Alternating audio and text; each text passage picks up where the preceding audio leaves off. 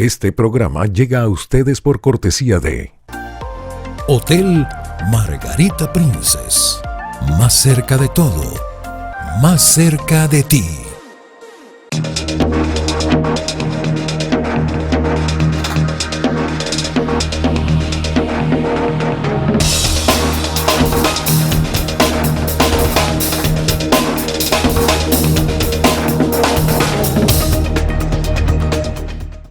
Muy buenos días, mis amigos. Bienvenidos a su programa Frente a Frente, la referencia informativa y de opinión de cada mañana a través de la pantalla de Mira TV, canal 9 de Inter.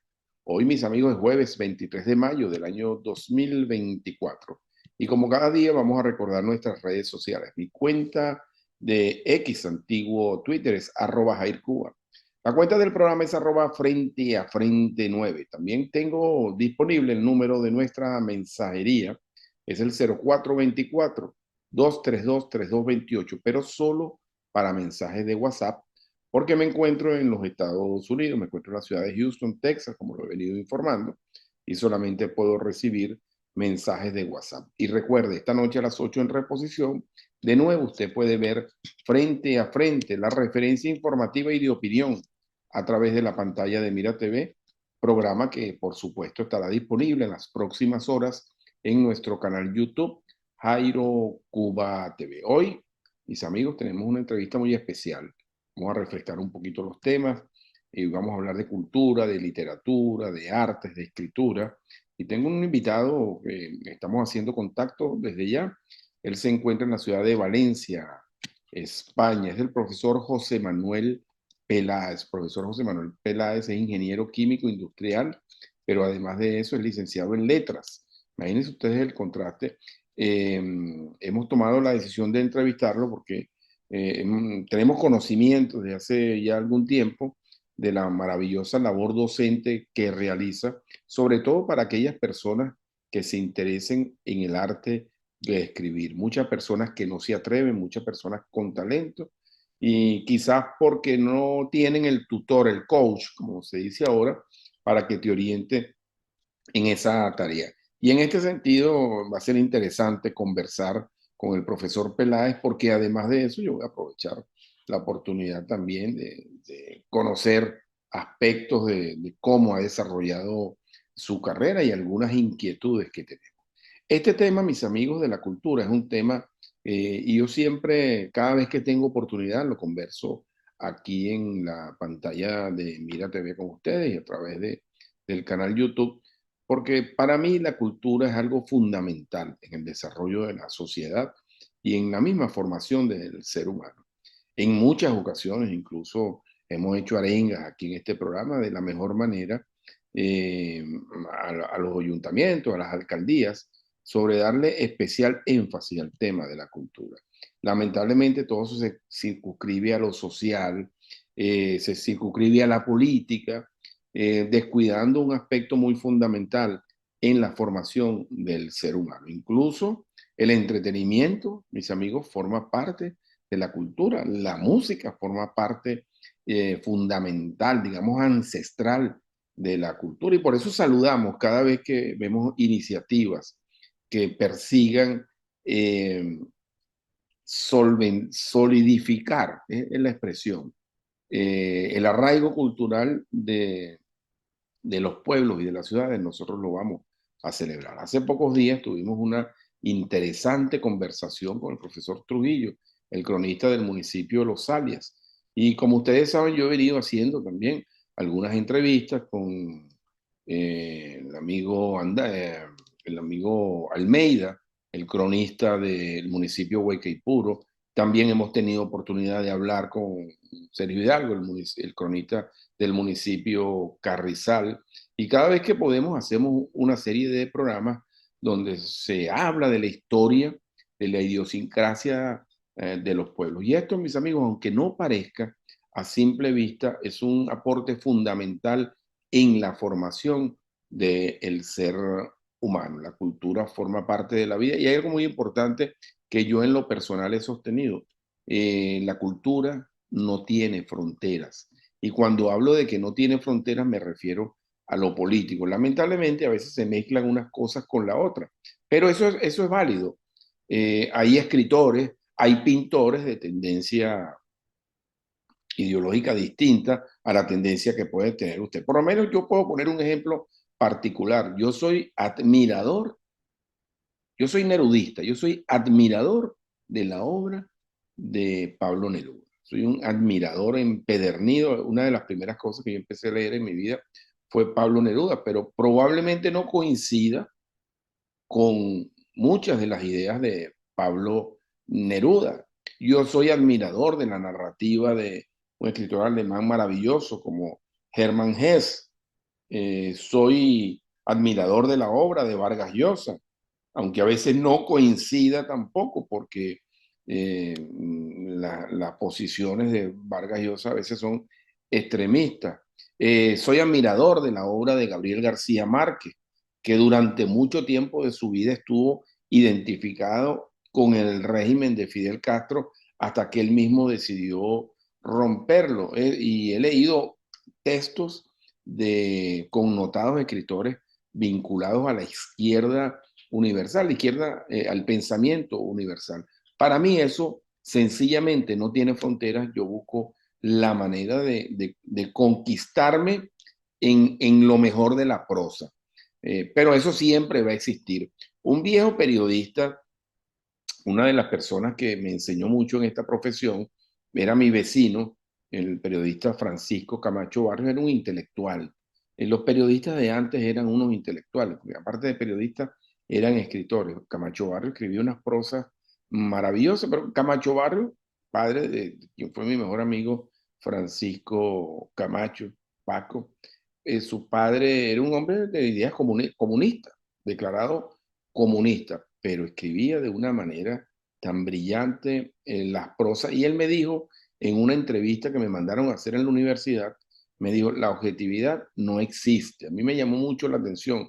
Incluso la persona que me corrigió esa entrevista me dijo, bueno, este señor llegó a un extremo de decir cosas que no son así y al final la vida, la cotidianidad, nos ha dado muestras de que la objetividad como tal no existe, porque como dicen por allí coloquialmente, todo el mundo tiene su corazoncito. Y bueno, uno trata, por lo menos en lo particular, yo trato, en el manejo de este programa, yo trato de ser lo más equilibrado posible y creo que donde yo soy más objetivo es permitiéndole a la gente que exprese su libre opinión. Y cuando uno le toca preguntar, bueno, uno siempre trata de hacerlo con respeto. Pero bueno, volviendo al tema de la cultura, hoy vamos a hablar de cultura, de escritura, porque me ha llamado mucho la atención el trabajo del profesor José Manuel Peláez. Me ha llamado mucho la atención. Tengo un entrañable amigo que está muy vinculado, que toma sus cursos y me llama la atención la manera como explica, cómo se dedica a esto y lo más importante, que la posibilidad que tiene o que tenemos de adquirir herramientas fundamentales para la formación. Hay muchos que no se atreven a escribir y ojalá que el programa del día de hoy nos pueda servir precisamente para eso, para que la gente se vincule y, bueno, le dé riendas sueltas a sus posibilidades de escritor. Conozco mucha gente que escribe muy bien y que no se han atrevido a escribir. Conozco mucha gente que no se ha atrevido a escribir y cuando lo hace, entonces descubre un talento importante. Ahora, decían, ese señor que yo les comenté, Francisco Camacho Barrios, me decía, porque él me decía,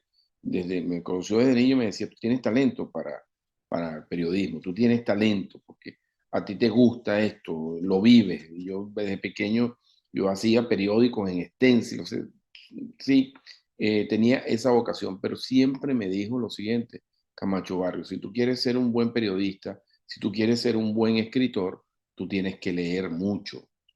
Y fíjense cómo han cambiado las comunicaciones, y yo eso lo extraño, so pena de que me digan viejo, pero no me importa, yo no tengo prurito con eso. Pero yo extraño esas salas de redacción, esos correctores, los jefes de redacción, los secretarios de redacción, que te permitían aprender, a veces a dura pena, porque eran señores con mucho carácter Pero yo eso lo extraño porque en este momento, y lamentablemente, y siempre lo digo, las nuevas generaciones no adolecen de esa herramienta, ventaja que tuvimos quienes llegamos al periodismo de tinta y papel. Ahora, con el desarrollo de las tecnologías, bueno, la gente lee menos, las nuevas generaciones leen menos, las nuevas generaciones, si no se cultivan, entonces son propensas a tener mala ortografía. Hay una cantidad de detalles y bueno, obviamente se exige mayor esfuerzo de cada quien. No todo es malo, porque también hay una exigencia personal, que la gente se dedique a aprender bien las cosas y además, bueno, las nuevas herramientas también te facilitan el aprendizaje, porque lo que antes era imposible acceder a libros y algunos textos, ahora a través de las nuevas tecnologías los puedes hacer. Es un tema bastante interesante. Y con este tema de la inteligencia artificial, también son herramientas que va proporcionando la tecnología, son herramientas de innovación, en las cuales, como yo siempre le digo a la gente que ve este programa, muchos de la tercera edad, en las cuales no podemos quedar rezagados. Tenemos que hacer el esfuerzo de intentar ser lo más tecnológicos posible, porque todo, absolutamente todo en este mundo está basado en lo digital y va a seguir avanzando de manera acelerada. Bien, mis amigos, nos informa ya Antonio Abrantes que tenemos en la línea al profesor José Manuel Peláez, se encuentra en Valencia, el venezolano, también otra fuga de talentos. Vamos a conocer por qué no se encuentra en su país. Nació en Madrid, pero es venezolano, imagínense, llegó aquí a los 8 años, venezolano, como podemos decir coloquialmente, un venezolano de Madrid. Amigos, una breve pausa aquí en su programa Frente a Frente y ya estamos de vuelta con esta interesante conversación con el profesor José Manuel Peláez.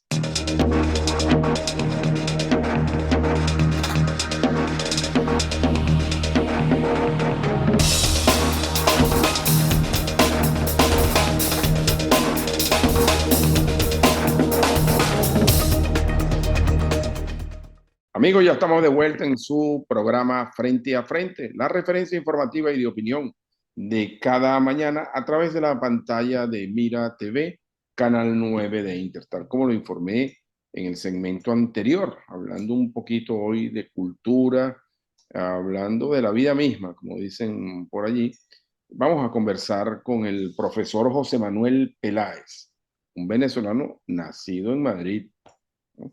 Egresado de la Universidad Católica Andrés Bello, como ingeniero en química y egresado también en letras.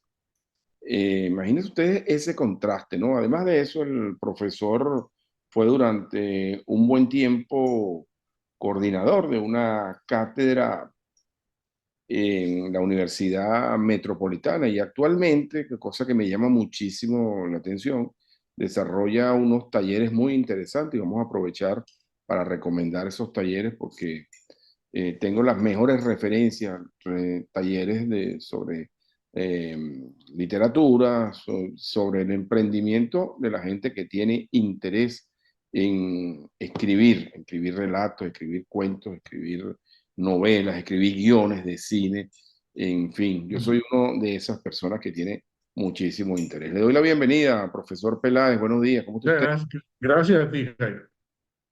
Y bueno, profesor, lo Este, primero, diga. no, dime tu pregunta, yo contesto. Perfecto. Si puedo. No, excelente. No, sí vamos a hacer un programa muy agradable. Profesor, lo primero que se me ocurre preguntarle, bueno, el tema que siempre está en el tapete en la Venezuela de hoy, sobre todo en un país que estaba más acostumbrado a recibir gente que a que la gente migrara. Quisiera saber cómo ocurrió esa decisión del profesor Peláez de Ya. irse a Europa y si la experiencia ha sido realmente gratificante o si sigue extrañando el país, está esperando que las cosas cambien para regresar al país. Todo eso es importante conocer. Bueno, fíjate, yo nazco en Madrid y a los 8 años yo me voy a Venezuela. Mi padre se va a Venezuela, nos lleva a nosotros con él y vivo toda mi vida en Venezuela, estudio en Venezuela, me gradúo, me caso, tengo mis amigos más queridos en Venezuela. O sea, mi vida completa se hace en Venezuela hasta que yo cumplo pues casi 70 años y de repente te das cuenta que para poder seguir trabajando en lo que quieres trabajar, que es absolutamente indispensable, la Internet, por ejemplo, Así es. no puedes hacerlo en Venezuela, porque la Internet en Venezuela no funciona o funciona mal, no es confiable, en consecuencia no puedes seguir haciendo eso. Y hay un momento en que mi interés, que de alguna manera se había materializado en los cursos que daba en la Universidad Metropolitana sobre escritura creativa durante 12 años, se convirtieron en cursos presenciales en algunos locales culturales de Caracas, pero después se hizo necesario hacerlo por Internet y llegó un momento en que eso fue imposible. Entonces, eso unido a una especie de pregunta sin respuesta sobre qué es lo que está pasando, por qué está pasando esto, cómo se puede enfrentar. Eh, ¿Puedo yo en este momento paralizarme porque no tengo internet, porque no sé cuándo hay agua, porque no sé cuándo habrá electricidad, porque todo es una incógnita? Y llega un momento en que tú te dices, oye, no estoy viviendo lo mucho o poco que me queda a mí por vivir, de repente está en entredicho. Y entonces tomo la decisión de irme a España, donde lo único que yo tengo es la nacionalidad española porque yo nací en España, nada más. Y unos amigos muy queridos que me ayudaron en los primeros años. Extraño Venezuela, muchísimo, muchísimo. Extraño Venezuela en su creencia, en lo que Venezuela es o lo que Venezuela fue, no lo sé. Ya no sé si fue o es todavía. Yo creo que todavía lo es. De gente buena, de gente amable, de gente acogedora y lejana a esta pelea de estos contra estos y aquellos con los otros que nos ha hecho tanto daño. La extraño. Pero reconozco que en función de que yo tengo que seguir adelante y sobrevivir, oye, tengo que tomar esta decisión. Mi hijo, por ejemplo, vive en Venezuela y no se quiere ir de Venezuela y no está de acuerdo con lo que está pasando, pero, pero le tiene afecto, le tiene amor al país, porque era un país que genera amor, que genera cariño, que genera... Yo conocí muchos españoles que fueron a Venezuela transitoriamente y que no entendían a Venezuela, no entendían que no había siesta, no entendían que el horario era otro horario, no entendían nada, pero que cuando se iban, extrañaban que la señora la cajera del automercado le llamaba mi amor.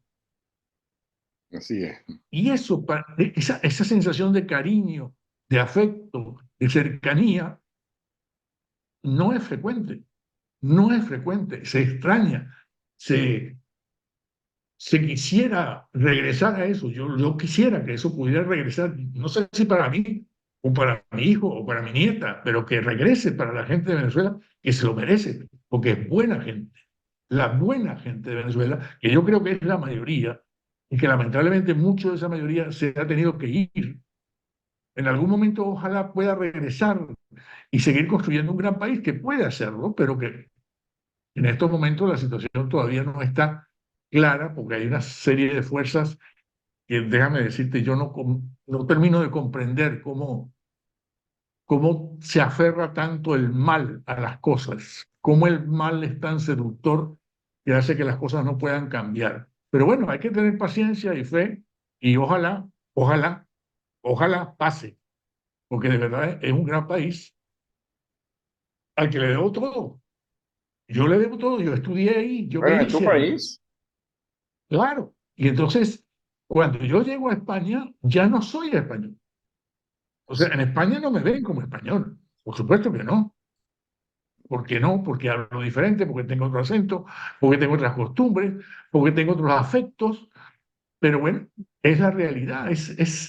Fíjate, Jairo, es como mi padre se fue de España en un momento determinado a América, porque España era invivible para él en aquel momento de la posguerra. Y yo me veo de Venezuela a España, porque en un momento determinado Venezuela se me hace invivible a mí. Entonces es un ciclo mortal de gente errando por el mundo, creada por unos políticos con malas ideas y con malas intenciones, que no se preocupan por el bienestar de la gente, sino que se preocupan por estar ellos bien. Y eso es la historia universal, lamentablemente. O sea, no creo que sea exclusivo de Venezuela. Bien. No, interesante relato, muy interesante el relato, profesor, amigos. Estamos conversando con el profesor José Manuel Peláez. Ya vamos a conocer un poquito más de su trayectoria, brillante, por cierto. Es un relato interesante porque cada quien tiene su visión, algunos por razones estrictamente políticas, en el caso suyo profesional y digamos, si cabe el término de sobrevivencia personal, profesional, porque tú lo has dicho, ¿no? Un país donde no hay internet es muy difícil y sería muy difícil que pudiéramos estar haciendo esta entrevista en Exacto, este momento. exacto, Y exacto. sería muy difícil que diera esos cursos tan maravillosos que usted da, que ya vamos a hablar de eso. Amigos, el profesor José Manuel Peláez, escritor, obviamente, ha escrito novelas y guiones, coordinó durante 12 años el diplomado de escritura creativa de la Universidad Metropolitana. Actualmente se dedica a cursos virtuales de todo lo relacionado con la narrativa. Es coach de escritura para quienes tengan un proyecto en mente, si quieran terminarlo, ya me anoto, yo me anoto en eso. Y además de eso, es ingeniero químico y licenciado en letras. ¿Cómo ocurrió eso, profesor? Porque cuando uno está en bachillerato, yo quería estudiar humanidades porque no quería saber nada de ciencia. Mira, a ver, yo creo que uno es muy ignorante hasta cierta etapa de su vida, en que no deja de ser ignorante, pero por lo menos tiene algunas luces un poquito mejores, ¿no? Cuando yo me estaba graduando de bachillerato, yo tenía en la cabeza la idea de que la química era una cosa así relacionada con batas blancas y técnicos que salían por televisión que decían MFP con flúor activo. Y entonces tú te pasabas el día en un laboratorio muy bonito, muy aséptico, pensando cosas muy interesantes. Y cuando estudié ingeniería química no tenía nada que ver con eso, pero absolutamente nada que ver con eso. Tenía que ver con estar todo el día en una fábrica ruidosa, llena de aceite, llena de grasa, llena de ruido, para producir mejor. Esa era la realidad. O sea, yo no conocía la realidad. Mi romanticismo juvenil me llevó a pensar que la ingeniería química era una cosa que no es lo que era. Yo me doy cuenta de eso ya en cuarto año de ingeniería química y en ese momento digo, será mejor que lo deje, será como interesante que lo deje y busque otro camino, que es el de las letras, Ahora, que lo es el que a mí estudió me por gusta. vocación, profesor. Ingeniería química no. Ingeniería química no era vocación. Po- Era una mala imagen de lo que eran las cosas. O sea, un error de apreciación.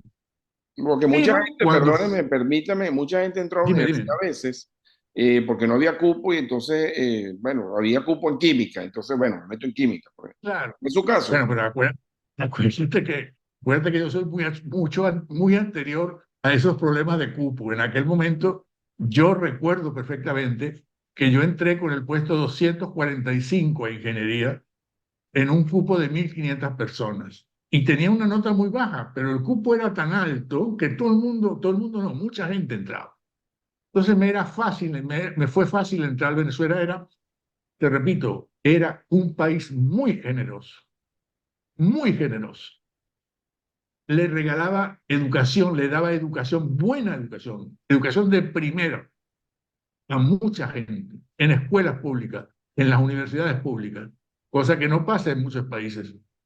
Y yo me aproveché de eso, yo utilicé eso, pero claro, te das cuenta que eso no es lo tuyo, que mientras tus compañeros se emocionan porque descubren que la torre de destilación tiene 4 platos, a ti tú dices, bueno, está bien, tiene 4 platos, pero no te emociona, o sea, no te...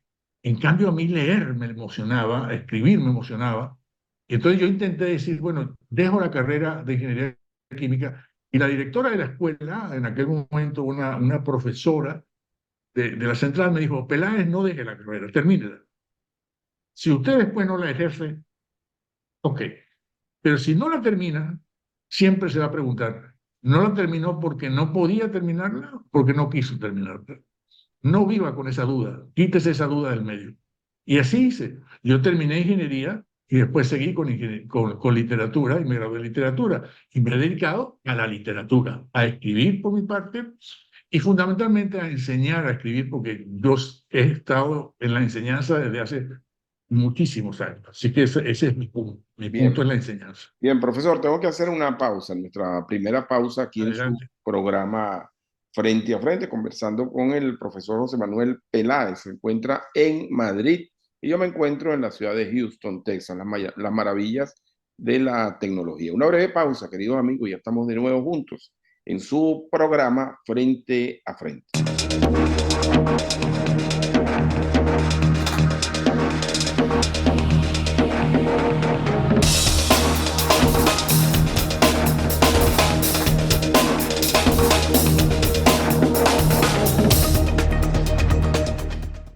Ya estamos de regreso, queridos amigos, en Frente a Frente, la referencia informativa y de opinión.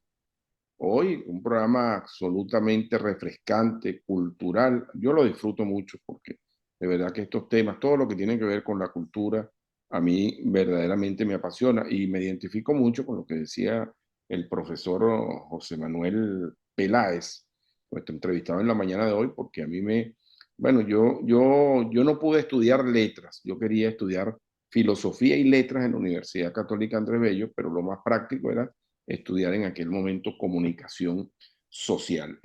Profesor, ya nos explicó con sumo detalle y me parece bien interesante el tema del estudio de la química industrial, ¿no?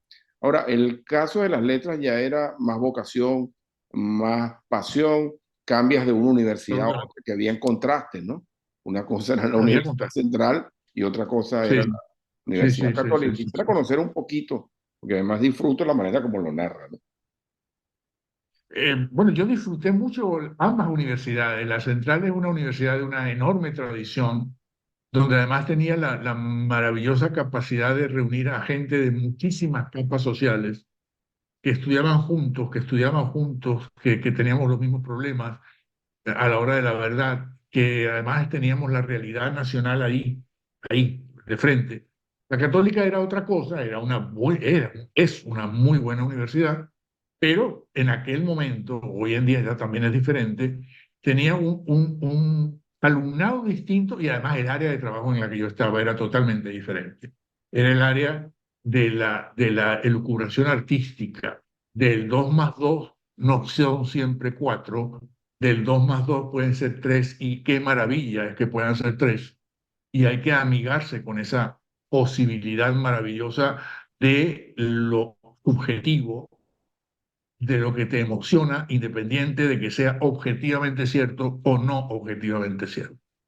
Entonces me acostumbré a eso, me acostumbré a leer y a disfrutar a los grandes maestros y poco a poco me fui decantando hacia la narrativa, porque dentro de la literatura hay como muchos campos. Por un lado está el teatro, por otro lado están los guiones, por otro lado está la poesía, pero lo que a mí siempre más me interesó, yo no tengo talento poético, el talento poético es una cosa que se nace con él y que tú lo descubres a los 14 o 15 años seguramente. O sea, a los 14 o 15 años ya tú eres un poeta y te vas a perfeccionar, o no eres un poeta y nunca lo vas a hacer. En cambio, la narrativa se puede aprender, se puede desarrollar. Falta que haya interés de tu parte y un talento mínimo, por supuesto. Fíjate, la narrativa, ¿de qué trata? Trata de contar historias. Bueno, yo creo que eso es algo absolutamente innato del primer antropomorfo que existió, que se diferenció de los demás porque contaba historias, no solo porque iba a cazar y mordía y comía, sino porque le contaba historias a los demás y los demás se encantaban con esas historias. La capacidad de la literatura de hechizar a la gente, de calmar a la gente, de consolar a la gente con historias, de distraerla, de enseñarla, de educarla, es algo que a mí siempre me ha maravillado. Desde el cuento más sencillo hasta la novela más complicada. cuando alguien se te acerca en la vida real y te dice, chico, te tengo que contar una cosa, tú inmediatamente te interesas. Así es. ¿Por qué? Porque las historias seducen siempre. Claro, después, claro, si a los 5 minutos lo que me has contado es muy aburrido, te digo, ¿por qué no me lo cuentas otro día y lo dejamos así? Pero si no es muy aburrido, te sigo. Y al final eso es lo que hacen los vendedores, al final eso es lo que hacen los políticos, al final eso es lo que hacen todos los que manejan las masas. Te cuentan historias.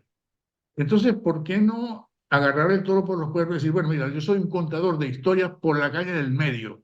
No la uso para política, no la uso para vender, lo uso porque me gusta contar historias y me gusta que la gente le gusten mis historias y la forma en que yo las cuento, porque al final solo hay dos caminos, Jairo. O yo cuento una cosa ordinaria de manera extraordinaria, o yo cuento una cosa extraordinaria de manera ordinaria. Sí, sí. García Márquez cuenta lo extraordinario de una manera ordinaria. O sea, el Cien años de soledad es eso, retratar una maravilla, pero con palabras absolutamente sencillas. Otros escritores lo hacen diferente, agarran lo que es abrir una ventana y el proceso de abrir una ventana lo convierten en un acto mágico que te tiene leyéndolo 15 minutos y no te aburre. ¿Por qué? Porque es Es el realismo maravilloso lo que ellos mágico, inventan. profesor.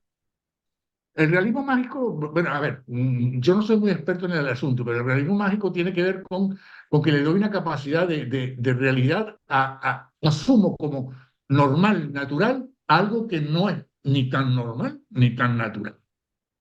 El hielo, el descubrimiento del hielo en Cien años de soledad es realismo mágico. Eso fue una tendencia en América Latina de algunos autores durante muchos años. Pero lo que más que un movimiento ahorita, lo que te quiero hablar es de que yo puedo escribir una historia que sea cómo saqué al perro a pasear y hacer de esa historia algo muy interesante, Así es.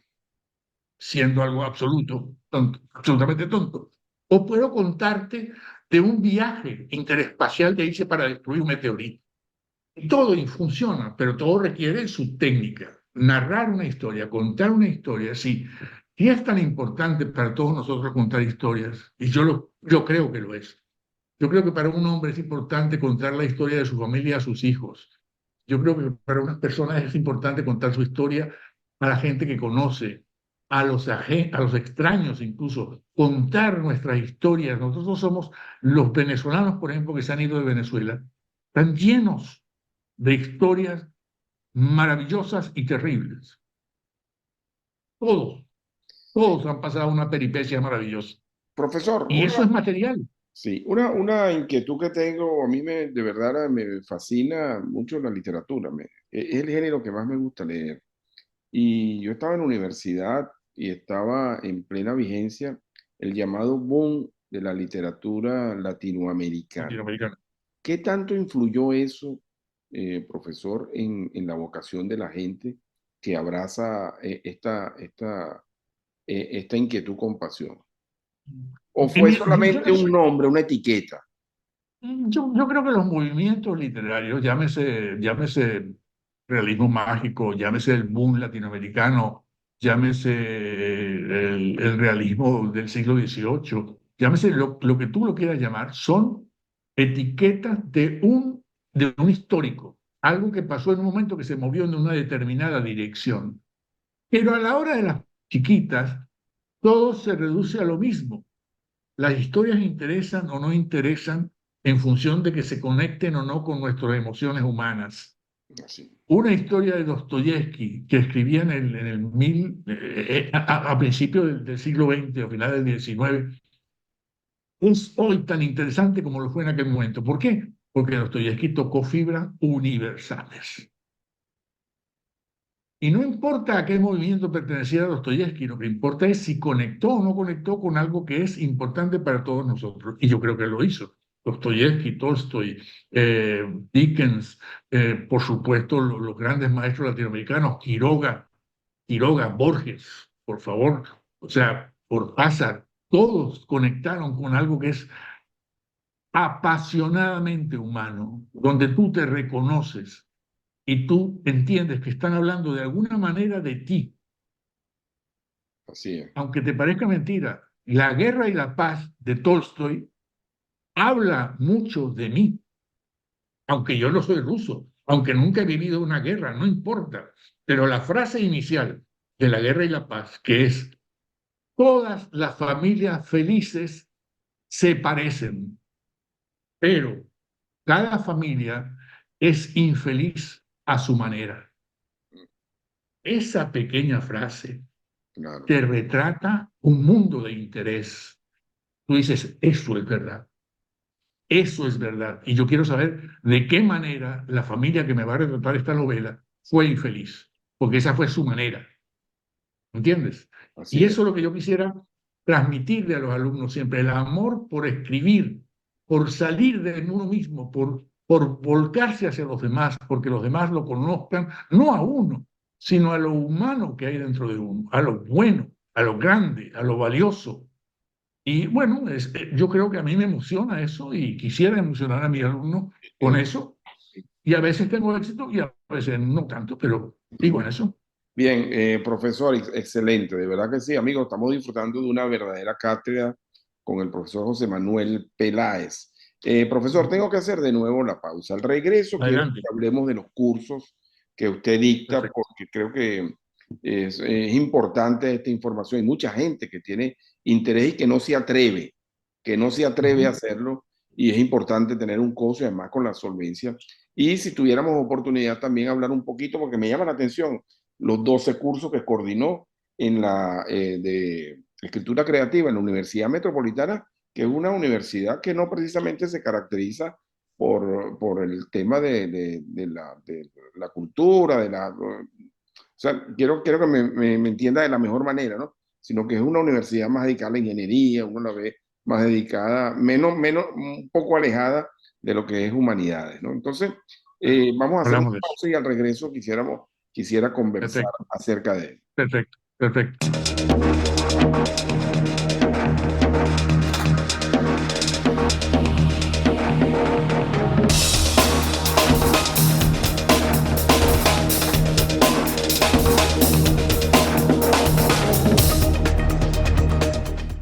Amigos, ya estamos de vuelta en su programa Frente a Frente, la referencia informativa y de opinión de cada día a través de la pantalla de Mira TV, Canal 9 de Inter. Estamos conversando con el profesor José Manuel Peláez.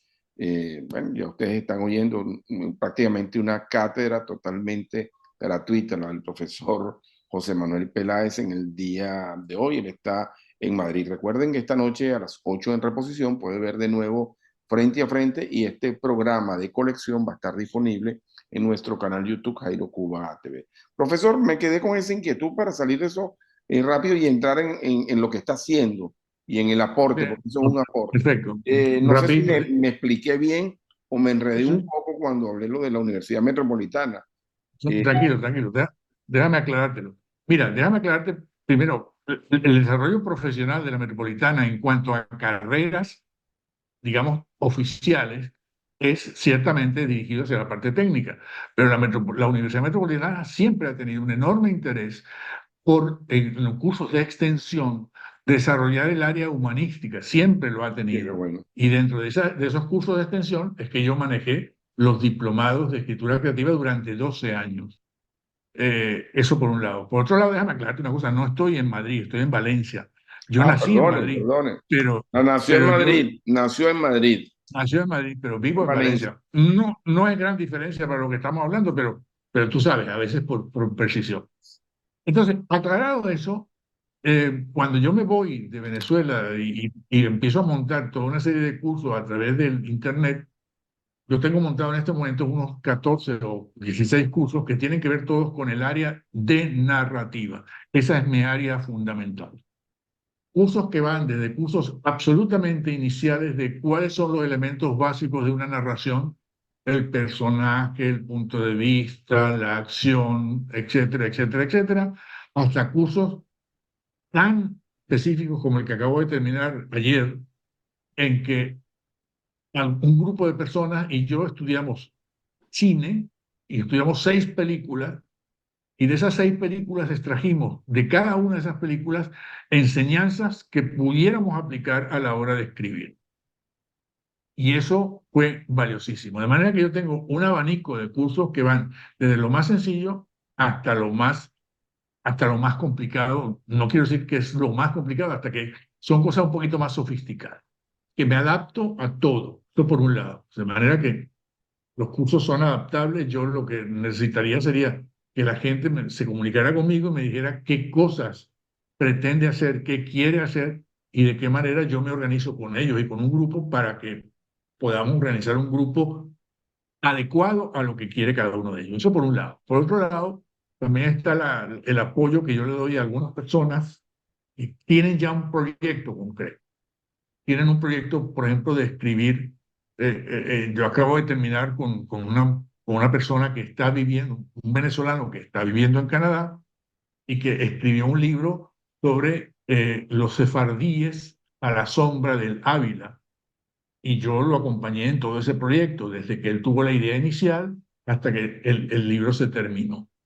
Yo ese servicio, digamos, de coaching, de acompañamiento, de ayuda, lo hago.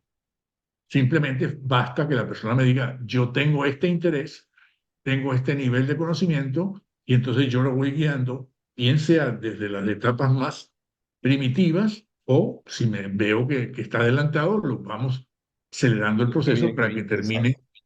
su proceso. Eso es Profesor, lo que yo hago. cualquiera se puede atrever a escribir, porque hay gente Sí, que le da miedo, yo, yo, que da temor, pues. yo, a ver, yo creo que sí. Fíjate. Y también quiero hacerte claro una cosa. Si algo creo yo que me diferencia a mí en los cursos que yo doy, de muchos cursos que se pueden parecer, es que cuando yo corrijo los materiales que me entregan los alumnos, los corrijo exhaustivamente y los corrijo individualizadamente. Yo no digo, vamos a leer esto y saco conclusiones generales. No. Yo a ti, a Jairo, te digo, mira, Jairo, tienes esta tendencia, tienes este vicio, tienes que corregir esto, atención a esto, y eso vale solo para ti. De manera que tú estás seguro de que yo te estoy leyendo a ti. Y eso es una diferenciación con lo que pasa con muchos otros cursos que son demasiado masivos, muy generales y no se dedican individualmente a la persona. Eso por un lado. Al mismo tiempo tengo que decirte, soy exigente. No creo en los Estoy de halagos acuerdo. gratuitos. No creo en decirte, qué bueno, te salió malísimo, pero no importa. No. Yo creo que es bueno que te diga que salió mal y que te indique por qué salió mal. Así Y es. que no por eso te descalifique, sino que te sigo acompañando hasta que lo hagas bien. Pero mentirte, dorarte la píldora, edulcorarte la realidad, no te va a ayudar. Así Esa es. gente que empieza a escribir y que le enseña sus escritos a los amiguitos, y los amiguitos le dicen, qué bello te quedó, qué bien escribes, que eres una maravilla, no sirven, eso le hace mucho daño a la persona que va a escribir. La persona que va a escribir necesita halagos, pero también necesita que le den una llamada de atención sobre qué es lo que todavía no maneja. Y sobre lo que no maneja lo tiene que aprender a manejar. Bien, profesor, fíjese. Esa es mi política. Sí, le Sí, voy a hacer una pregunta que me inquieta mucho y no puedo dejar de sí. hacerse. Hágame un contraste, profesor, entre la inteligencia artificial y la inteligencia humana, estas cosas que están ocurriendo. Yo quisiera conocer su opinión. Yo le digo, yo le voy a dar la mía y rápidamente. Yo evito usar la inteligencia artificial. Yo no quiero que nadie me escriba mis cosas. De verdad, no quiero que nadie me escriba mis cosas, pero me he dado cuenta que es una herramienta valiosísima. Yo me he dedicado mucho tiempo a escribir, fui reportero, periodista, tengo cosas escritas que no me he atrevido a publicarlas, pero me llama mucho la atención este tema de la inteligencia artificial y quizás temor de que estas cosas vayan desplazando el talento humano. Quisiera oír la opinión de un experto. A ver, yo no soy tan experto porque yo también le tengo mucho recelo a la Ah, inteligencia artificial y reconozco que es una herramienta valiosísima para obtener información. La inteligencia artificial tiene una manera de manejar las preguntas que le hacen tan libre que tú le puedes preguntar las cosas de la manera en que tú quieras, que vas a obtener una respuesta casi siempre válida. Eso por ese lado funciona bien. La inteligencia artificial puede crear. Yo he visto historias creadas por inteligencia artificial. Han ganado premios literarios creados por inteligencia artificial. Eso existe. Ahora, esa es una elección personal. Excelente. Yo quiero escribir yo. Así es. La inteligencia artificial escribe mejor que yo. Felicitaciones. Pero yo quiero escribir yo. Porque la inteligencia artificial tiene muchas cosas, pero hay una cosa que no tiene, que es mi alma, ni mi corazón, ni mi inteligencia. Esos son míos exclusivamente. Exclusivamente míos. La forma en que yo siento las cosas, esa no la tiene ninguna inteligencia artificial. Ellos funcionan con algoritmos, funcionan de otra manera, pero no con mis emociones. Y yo quiero escribir desde mis emociones. Entonces, en ese sentido, yo le apuesto a que mi decisión al escribir es escribir desde mí, desde yo, desde José Manuel. Cuando quiero información o quiero apoyarme, bueno, usa la inteligencia artificial, pero es una muleta, es una herramienta, no es una sustitución. Yo no voy a permitir nunca que sea una sustitución para mí. Excelente respuesta, profesor. Excelente respuesta. Profesor, hablemos de los cursos. Me quedan 3 minutos Sí, de programa. Hablemos de los cursos y cómo la gente puede comunicarse con usted. Ahí hemos puesto en el generador de caracteres su cuenta de Instagram, su Facebook y también su correo electrónico. Y quisiera saber perfecto. cómo es la característica de estos cursos, muy complicado, las horas. No, Quisiera no, rápidamente que me explicara un y poquito. los cursos funcionan siempre con la misma estructura aproximadamente. 6 cursos, 6 sesiones, perdón. Una sesión por semana. En cada sesión yo trato un tema teórico y asigno una tarea. De la misma manera en que revisamos en forma global las tareas de la semana anterior. Ese es el mecanismo. Vamos a hablar, por ejemplo, de la creación de personajes. ¿Cómo se crea un personaje en literatura? Entonces yo te doy una estructura de cómo crear los personajes en literatura y después te pongo una tarea que tiene que ver con eso. Tú tienes una semana para entregármela, yo te la corrijo y te la devuelvo. Eso es como funcionan ¿Cuánto los dura cursos cada siempre. sesión, profesor? Cada sesión dura 1 hora y media. 45, ¿Es una sala, profesor, o es individual? no, no es individual, es por vía Zoom. No, O no sea digo, que pero es yo, una sala, digo que es una sala que hay varios alumnos simultáneos. sí, sí, sí, sí. Sí, sí, sí. Yo generalmente trato de que sea un grupo. ¿Por qué? Primero porque el grupo alimenta a las personas. O sea, si hay 8 personas, a veces la opinión de 8 personas también te puede ayudar. Ahí está la función de mía como coordinador para no dejar que eso se pierda en un caos. Hay que tener cuidado con eso, ¿no? Pero el apoyo y la opinión de los demás siempre ayuda, y la perspectiva de los demás siempre ayuda. O sea que yo he tenido cursos con 12 personas, he tenido cursos con 3 personas, o sea, todo depende. El costo de estos cursos, profesor, ya estamos casi cerrando. Mira, aproximadamente $160 por curso. Muy, muy económico, profesor. Para las Exacto. herramientas, Y de lo verdad. que te sugiero es que las personas Anóteme por ahí. las personas que están interesadas tienen el correo que tú se lo vas a dar, Sí, que por favor se comuniquen conmigo, que me digan qué quieren hacer, qué les interesaría hacer, y yo, en cuanto tenga la posible estructuración de un grupo, me comunico con ellos. excelente. Bueno, en la cuenta de Instagram, José Manuel Peláez 7, ustedes lo están viendo allí en el generador de caracteres. Su cuenta de Facebook es José Manuel Peláez Ortega. Profesor, un enorme placer, de verdad, tener la Igual para oportunidad mí, de Jairo. entrevistarlo. Bueno, yo me voy a sumar al curso con toda seguridad. No solamente me voy a sumar, sino que me voy a convertir en difusor, porque hay mucha gente, conozco mucha gente, profesor, que no se atreve a escribir. De verdad que sí. No, hay que atreverse, que hay que equivocarse, y no importa, si es que eso es la emoción de la vida es esa, equivocarse y corregirse, nada más. Bien.